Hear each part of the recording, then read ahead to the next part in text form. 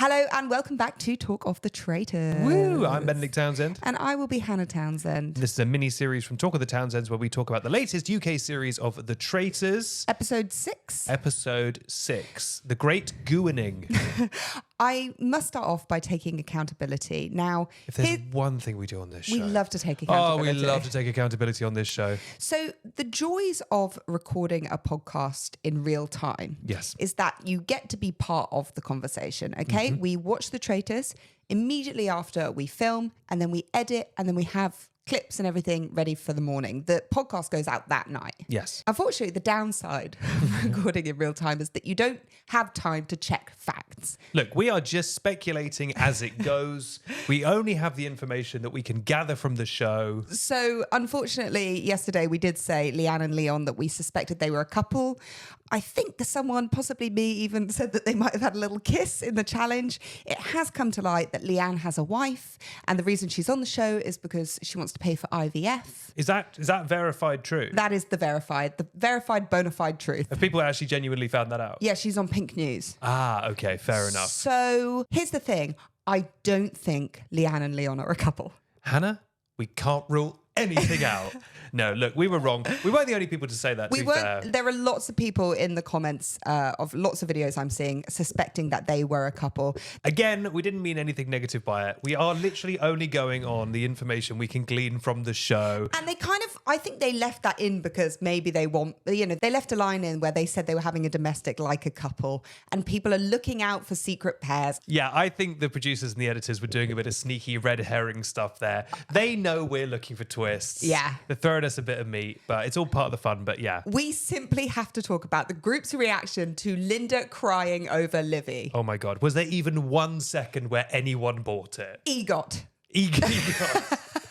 EGOT. Give her every award. All right, let's review the evidence. So photo number 1, we have Alex and Lisa, who look like, have we missed something that's happened? Like, why is she crying? Yeah, there's no sense of, oh, poor Linda. They're just like, what? If we skipped a step, has Linda been stung? Oh my God, Linda's been stung by a bee, I think. Linda's been taken ill at the breakfast table and we missed it. Yeah, neither of them show any sympathy there. They're just like, this is bizarre. Fozia is having none of it. Fozia has got X-ray vision, honestly, in this game. Fozia cannot be fooled, and she already suspects Linda. Jake coming in strong with the, why is Linda crying? Again, it's like the tables missed something. They're all like, what has happened to Linda? But none of them are also giving her any benefit of the doubt. No. Also, Jake made the great point of she literally took him aside and said, I'm not an emotional person. I bury my emotions. Yeah. And now she's crying at breakfast. I will say that came across because it was like Linda had never cried before. It was like watching an alien come to Earth and be like, I've seen it done. I will try. I've read about crying in books. Can I defend Linda for a second? Yeah. She was an opera singer. Opera is all about big. There is no subtlety in opera. Fine. You perform for the back of the house. So she's not going to, do a little weepy weepy. She's going to be going, oh my God, which is basically what she was doing. That was an operatic cry. Yeah, because she said, she was my little girl. Was she? That's the worst thing that can happen. You could say that someone was your little girl, and then Leanne was literally like, I don't think she even liked you. Did they meet? I don't think we saw them meet. Right. Let's talk about Mina here. Oh, Queen Mina has had enough. Do you know what I think she's thinking in this picture? Why, in the turret, when she said, I'm going to do a reaction, why did I not kind of coach her or say yeah, just say, oh, that's really sad, but don't overdo it, Linda. I think she's in her head, she's like, fuck, I missed the opportunity. You know what I think she's thinking? Do I cut her loose? I think this is the moment where Mina's like, why am I keeping this sinking ship floating? Because she's got the bloody Traitors Tower on her shoulders, solo at this point. Can we both do a Mina? It's like a disappointed. No, it's like a disappointed parent, isn't it? It's just like, not oh, again. We've You're spoken all about mucky. this. Bucky, come on, look at yourself, Linda. Pull yourself together, Linda. Linda's like a cat that's brought a bird home, and you're just like, oh, for God's sake. I think this photo will go down in traitor history of just the whole. It was this scene of them all turning just a sea of faces, not 1 ounce of sympathy or belief in those eyes. And then again, we've got Freddie. Even Freddie, who is very empathetic, always up for a bit of, a joint team cry. Even he's a bit like, eh? You're embarrassing yourself, Linda. So, I mean, she was not in great standing before that. She made things so much worse for herself with that little stunt. It was painful to watch, wasn't it? Oh, God. Fantastic telly, but painful to watch. But the fact that everyone immediately turned around and went, we should look at Linda. yeah, it just made everyone way more suspect her. Can I say this? I've often said that in terms of the experience of being on Traitors compared to other reality shows, one of the more luxe shows to be on. You get driven around in Range Rovers. You don't have to eat bugs. Yesterday, they had figs for breakfast. They had figs for breakfast. You know what I mean? It seems like quite a fun show to be on. That challenge they did today, Gooey. which first of all seemed kind of overcomplicated when Claudia was explaining it. I know. I thought, I'm lost here. I'll be honest, I don't think it really worked. Also, Claudia opened by saying it's the circle of truth or something. You will succeed as long as you're honest. Was honesty really part of the game? It was more about putting a bucket behind people. Even after watching the challenge, I'm not going to lie, I was still a little bit confused. So if you said it was me, Yeah. and it was me, and I lied to your face, I would still get out. I think what people didn't understand is I could say to you, was it you, Hannah? And I could say no. Yeah, and then you can still pick that person. You can say, I don't believe you, I'm picking you. But I think a lot of people... Did we see that happen though? I think once that happened. Right. But then a lot of people would go, was it you? And they go, no. And they go, okay. And then they would just move on. And Yeah. I don't think there was enough of a sense of like people are lying in this game until maybe afterwards. And that's why everyone felt so betrayed, I think. This Traitors challenge really reminded me of the game Paranoia. Classic game. So Paranoia, you play it at school, you would whisper a question in someone's ear. For example, who has the nicest hair? I would then choose out the group who I thought had the nicest hair. I would go to them and then I would ask them like a different question. I'd be like, who has the best shoes? Now, the thing with that is the questions were never nice, No. okay? Many friendships were ruined through paranoia. But the first rule of Paranoia is that you don't tell people what you said about them. So I don't really understand in the Traitors when they were all like, own up to who said it. Like, yeah, I'm with Dan a little bit where he was like, you're all being a bit righteous now at the Yeah. table. Like, obviously Dan kind of excessively was obsessed with being like, I'm so selfish in a way that kind of went beyond the necessary, I think, at times. yeah, and but like, came back to bite him. it really came back to bite him. But like, I get what he was saying of like, most of you lied and now you're all pretending you're like team truth. Like, Yeah. And also like, does it matter? Like, does it really relate to who's a traitor at all? I didn't really understand unless everyone was going to come out and say who they voted for. Why was it just some people who were like, Frankie was desperate to know who went for her. Yeah. So why did she get to find out? I don't know. Like it just wouldn't have bothered me too much. I don't think that like you proved yourself as a faithful by coming out with that. I also I understand that getting gunked with that stuff was probably really horrible. Yeah. But I don't know why people took it so personally because didn't literally everyone get gunked? The thing is, if it was like you could only pick one person and you chose someone, that feels really mean. Yes. But when it's like Ultimately, everyone's going to get gunked. done, and everyone had the same strategy, quote unquote, where they went, "I'm going to pick someone who wouldn't think it was me." Groundbreaking strategy that everyone chose. Like, obviously, Yeah, I'm going to pick the person who would suspect me most. Like, duh, Yeah. So, I do get sorry, can I ask, by the way, why did Mina, who was so stressed about that, Mina got horribly gunked all over her hair. But Joe, did you notice they just ran a little bit down his back? Yeah. And he didn't get touched. How come he got the nice treatment and Mina got gunked? Poor Anna, I think they started and they were like, let's absolutely. It was like the slime God, yeah. from Katy Perry way back in the day. The poof. Yeah. That's what it reminded me of. She got done the worst. Cinematic parallels or whatever. Yeah. But then it was like we went from that to like the end. They were just like a spoonful of gunk. Do you know what I mean? They obviously realised that it was too much. It was too much. I mean, poor Anna, her eyes, she couldn't see, and apparently it smelled horrible. She was like choking. She couldn't see. You could It tell was a rough ride. And you could tell they were like, give us an answer on it. And she was like, I need to sit down. She was like, She was like, take the bloody shield. I don't care. I Yeah. just want this off me. And you could tell that she'd had a big face wipe as she was walking off. It was too much. It was too much. I think the game was a bit of a miss. I don't think we'll see that in the show again. Yes. It was too many things. And although I will say for kind of sowing paranoia in the castle, it was did quite work. good. Actually, I guess that game led to Dan leaving. Yeah. And I feel like we'd stuck up for Dan a bit. I didn't love the way he played this game. Let me just put that out We there. have very mildly stuck up for Dan just because, as they concluded, he has always been honest about what he was doing. Yes. I still think he could have been almost 100% nicer about what he was doing. 100%. We've only stuck up for Dan in this scenario, like, because I don't think he should have been forced to say who he chose. I just don't think that was the game. However, do I think he came across as the greatest player of all time? No. I think what's interesting is that like nothing about him lying about that to me indicates that he would be a traitor. I think they all said it. I think Zach in a previous series, when he was voting for someone, he said, "You are a detrimental faithful." Yes. And I actually think that's what we saw with Dan and why he was voted out. Yeah. Because I think a lot of that group didn't think that he was a traitor. No. I just think that they didn't like the way he was playing the game, and maybe it was a personality clash at times. Yeah. And I think that they thought, we're a stronger team without you. Which, you know what? That's not the worst logic in the world, because if you have a member of the group that is disrupting the harmony of the group or stopping the group from potentially getting traitors, it's not the worst thing to get them out, even if you don't think they're a traitor. Because also we lost Livy this episode. She was murdered. I wouldn't be surprised if they possibly would have done the same thing to Livy down the road, because Livy was so fixated on Freddie. I think the group was starting to find her a little bit annoying, to be honest. And I wouldn't have been surprised if down the line the group voted her out.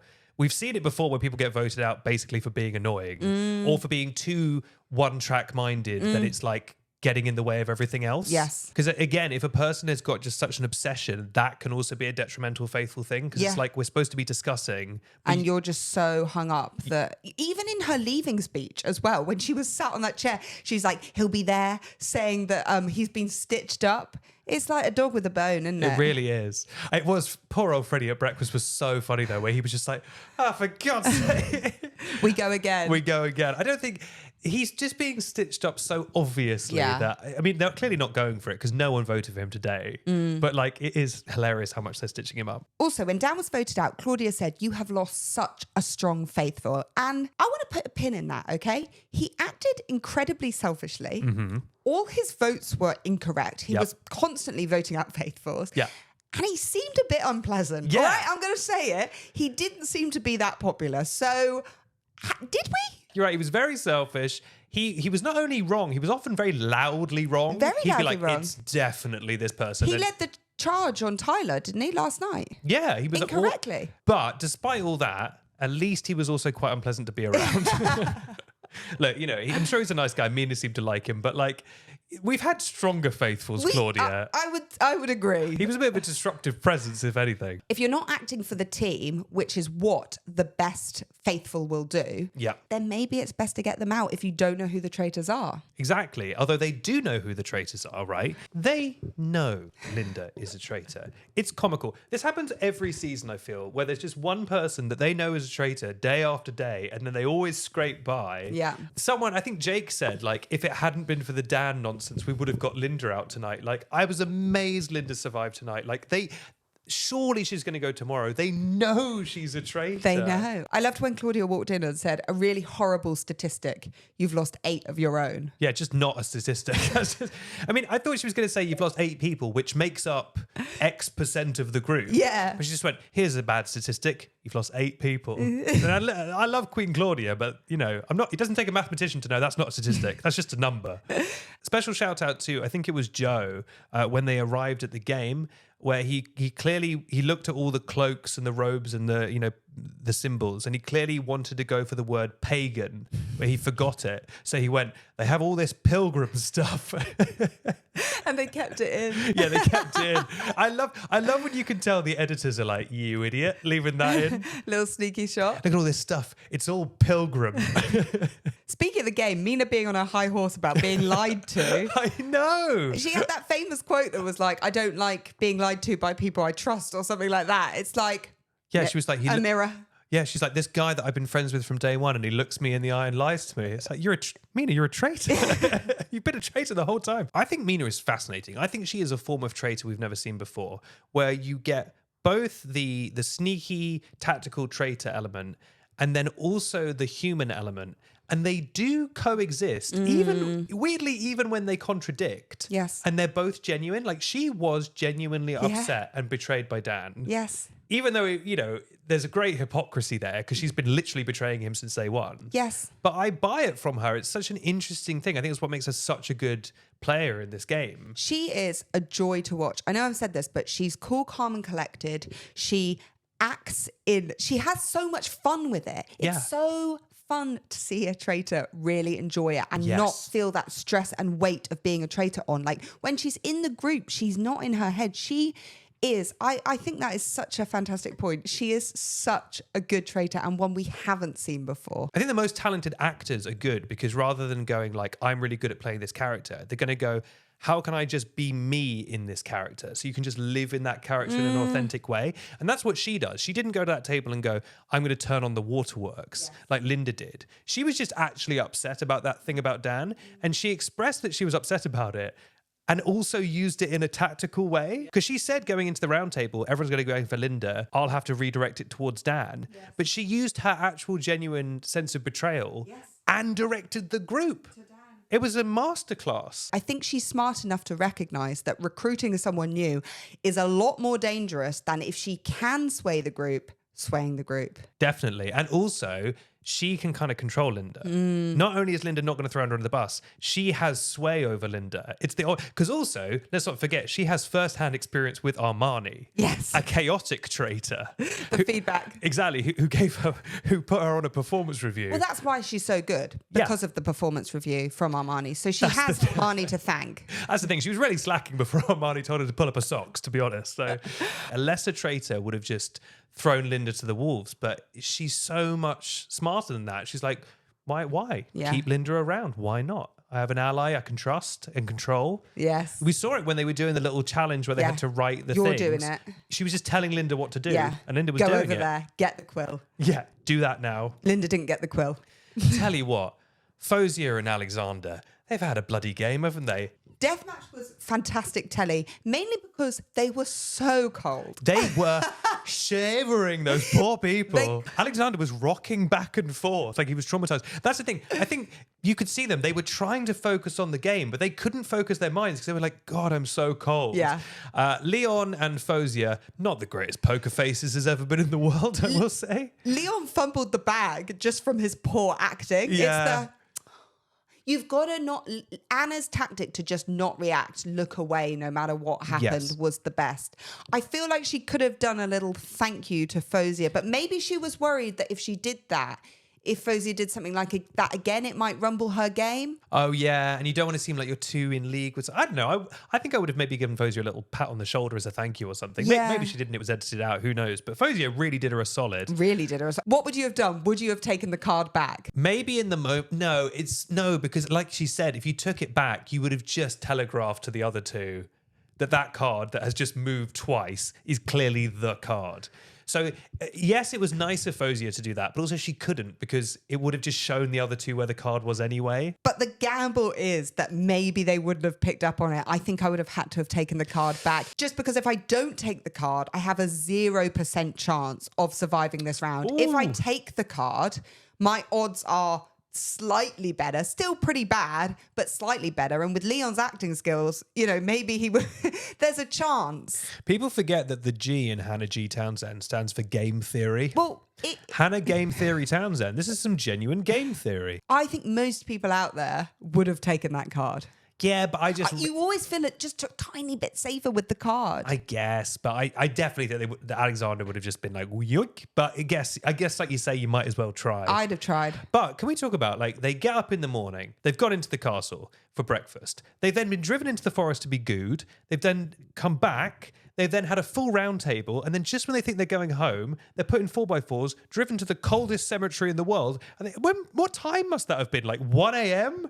They were probably like, let me go home. It felt like the drink section of the day was particularly long because obviously we saw the challenge. Oh, of course. It felt like that went on for ages where they were walking around. At one point, Leanne was making a sandwich. Like, how long were they at that drinks for? But that was because Mina and stuff had to, like, they had to write the names. They had to do the secret challenge. So I wouldn't have been surprised if it was an extended drinks ceremony, which actually meant that it was even later. I mean, also, Traitors, Celebrity Traitors is coming this year. And so Talk of the Traitors will definitely be coming back for that as well. So, you know, keep your eyes open for... I mean, obviously, we're going to keep this going. We're not ending this now. It'll be a random time to end this mid-series. We are going to keep doing these episodes, but the regular podcast will resume after Traitors, but then there will also be Celebrity Traitors. So lots to look out for on the horizon. So make sure you're followed to get the latest episodes. See you next week. See you next week.